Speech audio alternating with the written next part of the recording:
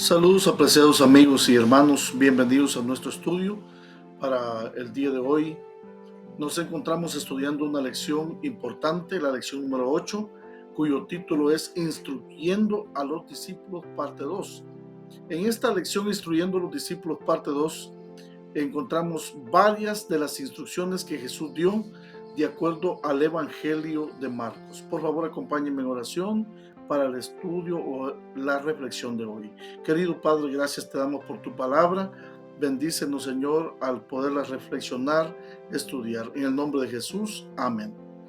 Bien, mis amigos y hermanos, Instruyendo a los discípulos, parte 2, nos habla de las siguientes instrucciones que Jesús dio acerca de sus discípulos o para sus discípulos a través de las diferentes instrucciones que Jesús dio a sus discípulos de acuerdo al capítulo 10 del Evangelio de Marcos. Ahí encontramos instrucciones sobre el matrimonio, sobre la infancia, sobre las prioridades y sobre el liderazgo y sobre la misión. Entonces, para hoy, el plan de Dios para el matrimonio incluye instrucciones sobre el matrimonio.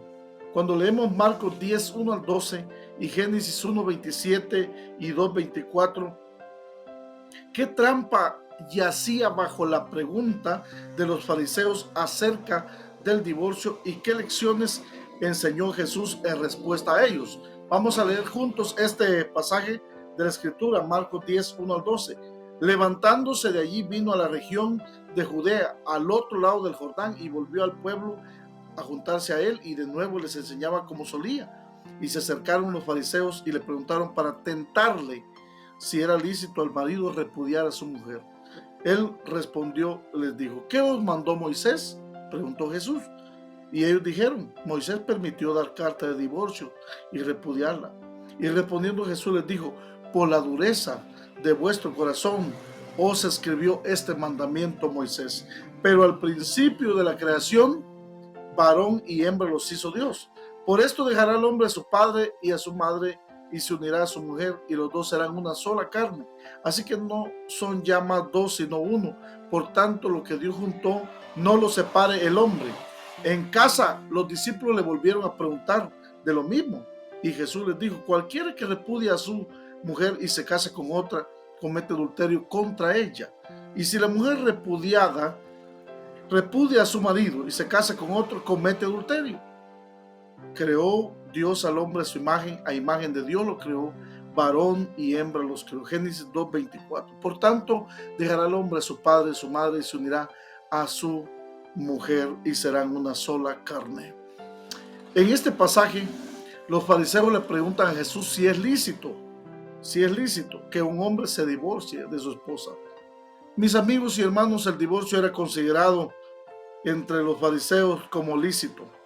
La pregunta fue: ¿por qué motivos la escuela o facción farisaica de Shammai era presumiblemente más restrictiva?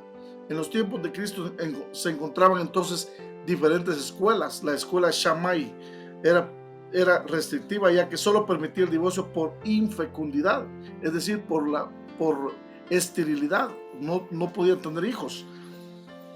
Por su parte, también se encontraba la otra escuela, la escuela de Hillel, que era mucho más indulgente, ya que permitía el divorcio casi por cualquier razón, aunque su proceso para concederlo era mucho más complejo, con la idea de que ello ayudara a frenar las cosas.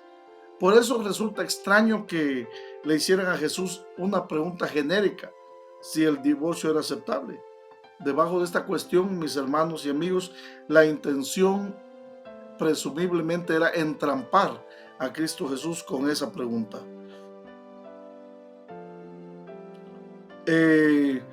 También encontramos algo interesante aquí: Herodes, el problema que había enfrentado entonces Juan el Bautista, cuando Herodías, la esposa de su hermano, Herodes se la había quitado, y ahora Juan había sido decapitado por Herodes. Y entonces prácticamente la pregunta va en dirección a lo que recientemente había sucedido acerca de que Herodes había quitado a la mujer a su hermano y ahora estaba viviendo con su cuñada. El pasaje que los fariseos citan en respuesta es Deuteronomio 24:1-4, que describe un caso particular de segundas nupcias tras el divorcio. Y los israelitas ya practicaban el divorcio en los días de Moisés. La causa, la ley casuística descrita en Deuteronomio 24 tenía el propósito de proteger a la mujer. Pero en los días de Jesús esto fue tergiversado por la escuela de Hillel, al fin de hacer que resultara más fácil obtener el divorcio por cualquier razón. De hecho, siempre han existido los dos lados, el lado conservador y el lado liberal. En lugar de debatir la ley casuística que se encuentra en Deuteronomio 24, Jesús remitió a sus lectores al Génesis, a Génesis capítulo 1 y capítulo 2, a la creación, al principio, dijo él. Y ahí es donde nosotros encontramos verdaderamente el ideal de Dios para el matrimonio. Él destaca el hecho de que al principio Dios los creó primero, varón y mujer. Por lo tanto, mis amigos y hermanos, el matrimonio está constituido para un hombre y una mujer. Y aquí encontramos el siguiente elemento. Dios creó un hombre y una mujer, dos individuos, para que fueran complemento el uno al otro. Y él combina esta verdad entonces con el versículo 24 del capítulo 2 de Génesis. El hombre deja a sus progenitores y se une a su esposa, y los dos se convierten entonces en una sola carne. Allí encontramos la base de la afirmación del vínculo matrimonial que afirmó Jesús. Las personas no deberían de separar lo que Dios ha unido. Ese es el ideal de Dios para el matrimonio. Es el ideal y lo seguirá siendo, mis amigos.